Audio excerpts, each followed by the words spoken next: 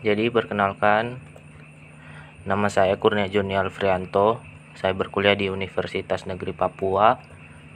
Dan kali ini saya akan mempresentasikan materi struktur untuk SMP. Jadi yang pertama, penggunaan to be, am, is, dan are pada kalimat. Menggunakan to be, am, is, dan are. Penggunaan to be am digunakan pada simple present dan dipasangkan dengan subjek I pada suatu kalimat. Jadi penggunaan I am itu cuman bisa dipasangkan oleh I, tidak boleh dipasangkan oleh you, she, he, it, dan sebagainya. Kemudian penggunaan to be is dalam kalimat simple present dipasangkan dengan subjek singular atau hanya satu orang. Jadi penggunaan is itu untuk subjek atau untuk bukan hanya orang, tapi kayak di dalam satu kalimat apa yang dijadikan subjek, kalau misalkan itu cuman singular atau cuman satu, itu dipasangkan dengan is. Yang kedua, penggunaan to be are dalam kalimat simple present dipasangkan dengan subjek yang lebih dari satu atau plural. Jadi are ini dipasangkan dengan subjek yang lebih dari satu. Nah, kemudian apa itu simple present? Simple present adalah suatu kejadian yang terjadi saat ini atau kejadian yang berlangsung berulang kali atau kebiasaan. Di dalam kalimat simple present terdapat kalimat positif, kalimat negatif, dan kalimat tanya. Nah, kemudian ini rumus dan contohnya. To be am. Ini rumus plus, artinya kalimat positif. Jadi I plus am plus nominal. Kalau rumus untuk kalimat negatif, I plus am plus not, yang artinya dia tidak atau dia bukan melakukan suatu tindakan. Nah, kemudian rumus kalimat tanya. Jadi kalau kalimat tanya itu to be-nya dulu terus diikuti oleh subjek. Nah, contohnya seperti ini. I am the best runner in school. Nah, ini artinya kalimat positif karena dia tidak ada kata not. Nah, sebaliknya karena ini ada kata not, jadi dia bukan atau dia tidak begitu. Jadi ini kalimat negatif. Nah, kemudian ini to be-nya di depan untuk dia menunjukkan ini kalau kalimat tanya. Nah, kemudian to be is. Nah, rumus untuk kalimat positifnya itu seperti ini. Subjek she, he, it.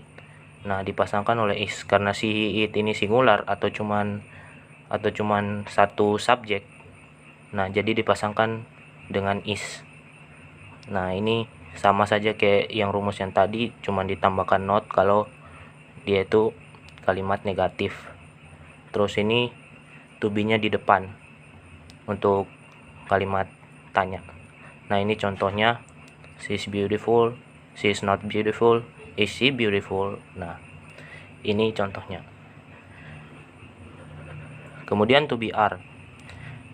Rumus kalimat positifnya seperti ini. Subjek you, they, we. Nah, you, they, we ini termasuk plural atau lebih dari satu subjek.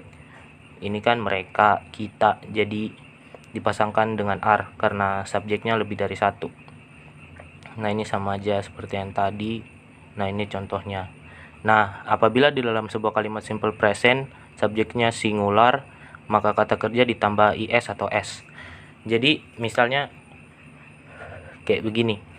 She's speak kayak gitu. She's apa gitu. Karena kalau misalnya subjeknya singular, jadi kata kerjanya ditambah s.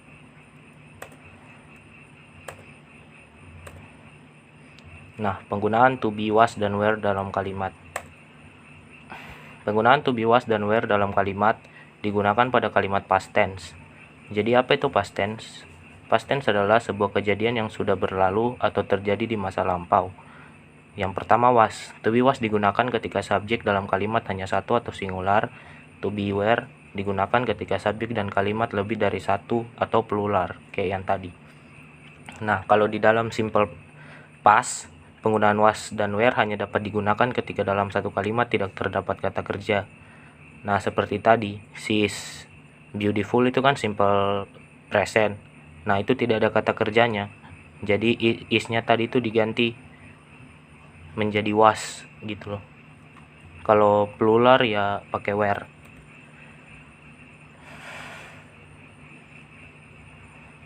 Nah, kemudian ini untuk latihan. Nah, saya akan memberi contoh untuk nomor 1. Oke, nomor 1 ini kan simple present. Jadi Mr. Andreas ini kata kerjanya speak for language. Nah, speak ini ditambah s karena subjeknya ini cuma satu, Mr. Andreas. Balik lagi kayak di poin yang tadi di topik 1. Nah, di note ini, apabila di dalam sebuah kalimat simple present subjeknya singular, maka kata kerja ditambah is atau s. Ya, jadi itu saja, sekian dari saya. Terima kasih.